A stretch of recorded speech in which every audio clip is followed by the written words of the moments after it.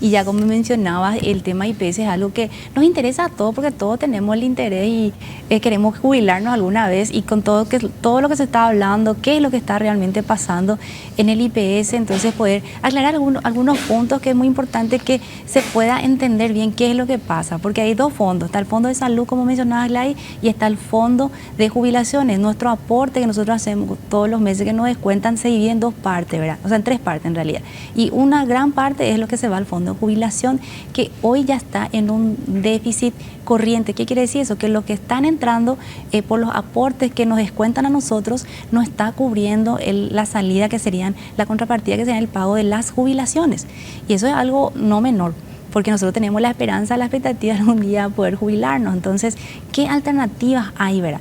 ¿Y por qué se llegó a esa situación? Ya también en su momento también los directivos del Consejo IPS me explicaron por qué se llegó a esa situación, hablaron del tema de la inflación, la pandemia, y también otros motivos que aceleraron este déficit que estaba previsto para el 2038, según el cálculo actuarial, porque esto se hace un cálculo permanente, y el último cálculo actuarial hablaba que en el 2038 íbamos a entrar en este déficit. O sea, dentro de 15 años recién teníamos que tener este escenario de crisis. Y se adelantó hasta el 2020. En el 2020 nosotros ya entramos en ese déficit. A la fecha serían alrededor de 400, un poco más de 400 mil millones de guaraníes ya de ese déficit que tuvo que cubrirse. ¿Con qué se cubre? Con las utilidades de las rentas. ¿Qué son las rentas? Pues el IPS también tiene nuestra plata colocada en los bancos, por ejemplo, o da préstamos a los aportantes y funcionarios.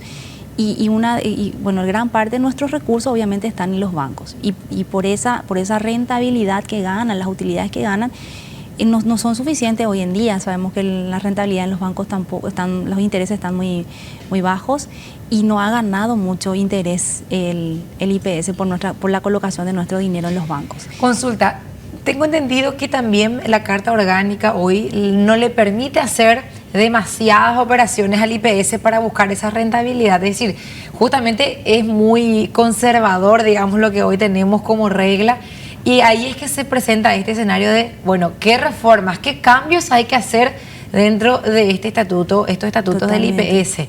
Pero por otro lado también están grupos de jubilados o de trabajadores que dicen: no, esto es una historia, esto no existe crisis, esto es un invento, y al final quieren nomás que retrocedamos en materia de derechos. ¿Qué hay de cierto o qué hay de desinformación en esto que plantean estos grupos? Sí, del otro lado están los jubilados, que obviamente están velando por los intereses de sus cobros, de sus aportes, y ellos dicen: no, hay algo más, ¿verdad? Hay una evasión, y eso también reconoció la gente del IPS, el Consejo del IPS, que hay una evasión altísima, del 63%, de empresas que no están aportando, empresas que no están dentro del sistema formalizado. Se hizo un cruce de datos con el Ministerio de Trabajo, Empleo y Seguridad Social, y versus la planilla que tiene el IPS, y hay una diferencia bastante grande. El IPS, de hecho, que reconoció esto y están trabajando. Y en esta semana prometieron tener el listado también de las empresas morosas.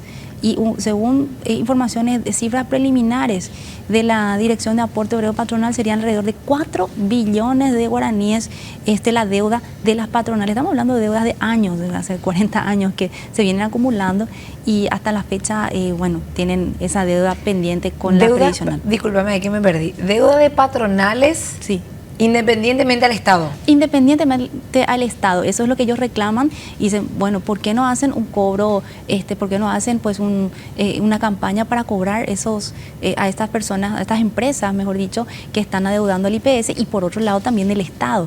El Estado también tiene una deuda histórica con la previsional, porque hay un porcentaje que debe de contribución estatal, y eso nunca se ha pagado. Son alrededor de 500 millones de dólares la deuda histórica. A eso se suma también la deuda de la pandemia, que son 70 millones de dólares. Recordarán la teleaudiencia que en épocas de pandemia también el IPS tuvo que obviamente atender a las personas que necesitaban, y mediante un convenio con el Ministerio de Salud. Y esto hasta la fecha no se honró. Son 70 millones de dólares. También se ha pedido que se meta dentro del paquete de medidas extraordinarias, que hasta ahora no hubo tampoco respuesta respecto a eso. Entonces ellos reclaman eso. Ahora bien, dentro de cualquier operación la empresa, una empresa, en este caso es IPS, pero igual una organización, siempre tiene previsto un porcentaje de morosidad. Sí. Porque no todo el mundo paga. Es decir, no es que el 100% de tus clientes o aportantes en este caso te va a pagar. Si vos contás luego con que hay gente que se va a retrasar. Entonces, mi consulta es, más o menos, ¿cuánto es el porcentaje de morosidad que tiene el IPS? No digo luego de la evasión, que ya sabemos que solamente 3 de cada 10 trabajadores están hoy en la formalidad, sino que dentro de esos que están en la formalidad, ¿cuánto es el porcentaje de morosidad que se tiene? Y hoy la Dirección de Aporte Patronal estaba reconociendo que alrededor del 40%, y es altísimo. Y serían como 4 billones de guaraníes la deuda de estas empresas, estamos hablando, hay empresas que deben 40 años. Vamos a ver qué nos saca el IPS esta semana. Ellos prometieron tener un listado. Pero eso no es un incobrable. Si en 40 años no te pagó más, no prescribe tampoco. No es un derecho, no puede prescribir, supongo. No sé, yo no soy abogada, pero normalmente otro tipo de deudas en 5 años ya está. Ya imagínate que aportaste toda tu vida y después te enterás que tu patronal nunca aportó eso al IPS y no podés jubilarte por eso. O sea, es realmente grave. Bueno, pero si hablamos de 40 años, estamos hablando... Ya había pasado la jubilación. Claro, y también de empresas a lo mejor de antes de la democracia inclusive, hay que ver si esas empresas existen, que bueno sería depurar un poco eso y ver qué realmente se puede, porque a lo mejor vos te encontrás con compañías que hoy ya están disueltas. Totalmente, y tendría que hacer un trabajo de depuración en todo caso el IPS, y prometieron ellos esta semana tener ese listado de las empresas que están adeudando y de modo establecer también facilidades de pago para que puedan ponerse al día. Esa es la medida más rápida. Eso es lo más urgente que se puede hacer, y después ya lo que venían ellos mencionando de la posibilidad de hacer cambios que ya van a requerir una modificación legal, como el aumentar los años de aporte o el promedio de cálculo para el haber jubilatorio, o el tema de la venta de los inmuebles que también hablaron. Hay más de 600 inmuebles que tiene el IPS que no los puedo, si no es rentable, el IPS no es una inmobiliaria, decían, y es cierto, no es una inmobiliaria. Ellos tienen que ver la forma de que esos inmuebles puedan rentabilizarse o puedan generar algún tipo de ingreso para la previsional. Pero eso va a ser más largo, el camino más largo, porque van a requerir cambios legales.